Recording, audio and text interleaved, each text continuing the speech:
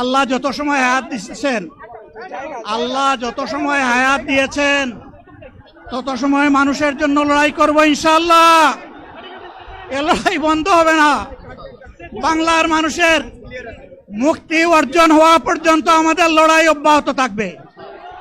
বলছিলাম, জামাতে ইসলামী যদি আল্লাহর ইচ্ছা এবং জনগণের ভালোবাসায় বাংলাদেশের মানুষের সেবা করার সুযোগ পায়, তাহলে মালিক হবে না, সেবক হবে ইনশাআল্লাহ। আজ আমি ঘোষণা দিচ্ছি, লক্ষ জনতাকে সাথে নিয়ে বাংলাদেশ জামাতে ইসলামী থেকে যারা আগামীতে সংসদ সদস্য হিসাবে নির্বাচিত হবেন, আরে আপনারা কথা বন্ধ করেন, আপনারা কথা বন্ধ করেন, সবাই বসে পড়েন, সবাই বসেন, বসেন, কেউ দাঁড়াবেন না, সবাই বসেন। যদি আল্লাহর ইচ্ছায় জনগণের ভালোবাসায় বাংলাদেশ জামাতে ইসলামী থেকে সংসদ সদস্যরা নির্বাচিত হয়ে সরকার গঠন করেন, তাহলে কোনো এমপি, কোনো মন্ত্রী আগামীতে সরকার কিন্তু প্লট গ্রহণ করবে না। কোনো এমপি এবং কোনো মন্ত্রী ট্যাক্সবিহীন কোনো গাড়ি চড়বে না। কোনো এমপি এবং কোনো মন্ত্রী তার নিজের হাতে কোনো টাকা চালাচালি করবে না। কোনো এমপি এবং কোনো মন্ত্রী যদি তার নির্দিষ্ট কোনো কাজের জন্য বরাদ্দ পেয়ে থাকেন, কাজ শেষ হওয়ার সাথে সাথে বাংলাদেশের 18 কোটি মানুষের কাছে তারা তার প্রতিবেদন তুলে ধরতে বাধ্য হবে।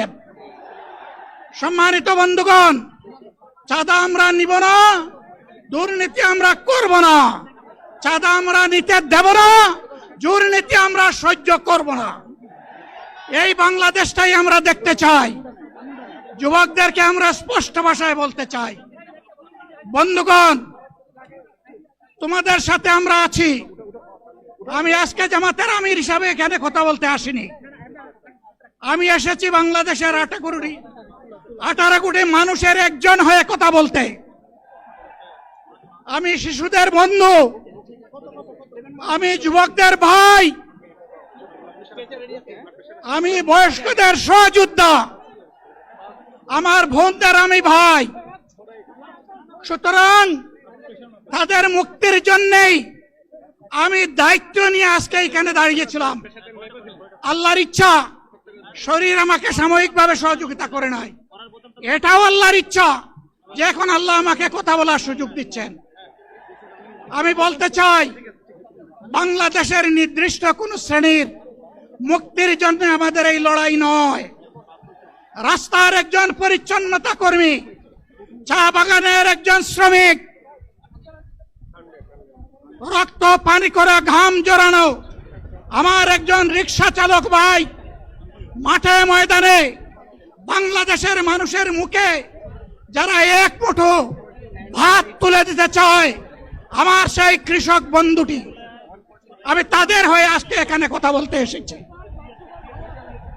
আমি কোন অভিজাত শ্রেণীর হয়ে এখানে কথা বলতে আসিনি। আল্লাহ তাআলার অশেষ মেহেরবানি, আজীবন সকল রক্ত চক্ষুকে উপেক্ষা করেছি, জেল জুলুমের পরোয়া করি নাই।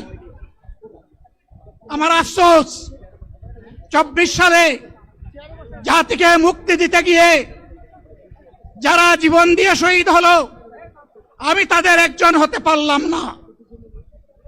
আপনাদের কাছে দোয়া চাই, ইনসাফের ভিত্তিতে একটি দেশ গড়ে তোলার জন্য আগামীতে যে লড়াই হবে, আমার আল্লাহ যেন সেই লড়াইয়ে আমাকে একজন শহীদ হিসাবে কবুল করেন। সম্মানিত বন্ধুগণ, আমাদের প্রিয় শহীদ নেতৃবৃন্দ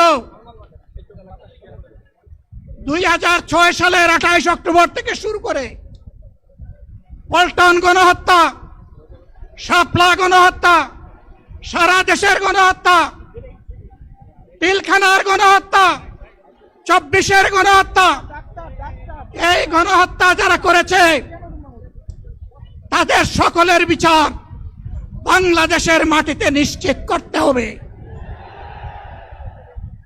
এদের বিচারের দৃশ্যমান প্রক্রিয়া শুরু না করা পর্যন্ত পুরানা ব্যবস্থাপত্রে বাংলাদেশ আর চলবে না। এতগুলা মানুষ এমনি এমনি জীবন দেয় নাই, জীবন দিয়েছে জাতির মুক্তির জন্যে। যদি বস্তা পোতা পুরানা সবকিছুই টিকে থাকবে, তাহলে কেন তারা জীবন দিয়েছিল? যারা ওই বস্তা পচা ব্যবস্থাপনায় বাংলাদেশকে আবার গড়তে চান, তাদেরকে আমরা বলি, জুলাই যুদ্ধ করে যারা জীবন দিয়েছে, আগে তাদের জীবনটা ফেরত এনে দেন। যদি শক্তি থাকে ফেরত এনে দেন। আপনারা পারবেন না, যেহেতু পারবেন না, কাজেই নতুন ব্যবস্থায় নতুন বাংলাদেশ গড়ে তোলা হবে ইনশাআল্লাহ। শিশু, কিশোর, যুবক, মা, বোন, শ্রমিক, ছাত্র, জনতা, ব্যবসায়ী, সবাইকে যেই দেশ, যেই সংবিধান, যেই রাষ্ট্র নিরাপত্তা দিতে পারবে, সেই নতুন বাংলাদেশ আমরা গড়ে তুলতে চাই। ভাইয়েরা, আমাকে সবাই চাপ দিচ্ছে, কেউ বলে ভাই শেষ করেন, কেউ বলে চাচা শেষ করেন। আমি তাদেরকে নিশ্চয়তা দিয়ে বলছি, আমার মৌত আমার আল্লাহ নির্ধারিত সময় থেকে 1 সেকেন্ড আগে হবে না, এবং হায়াত যা দিয়েছেন তার 1 সেকেন্ড আগেও আমি যাব না। অতএব মহান আল্লাহর কাছে আবারও তৌফিক চাই আপনাদের